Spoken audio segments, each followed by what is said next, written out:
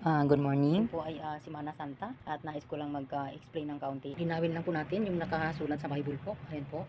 Hindi po tayo nangangaral, kundi po tayo po ay nag-share lang po ng ating natutunan sa salita ng Diyos. Ang tinutukoy po dito ay hindi po literal na krus. Ang krus po sa araw-araw ay marami po yan. At kasama po yan sa mga problema at binigay na po natin sa kamay ng Diyos ang lahat ng yan. Ang number 1 pong tinutukoy dyan na sinasabi ng Panginoong Hesukristo ay ang cross na kung binabasa natin ang kanyang mga salita at sinasa puso at sinasa isip at sinasa buhay, yan po ay kasama na po yan sa tinatawag na cross sa araw-araw.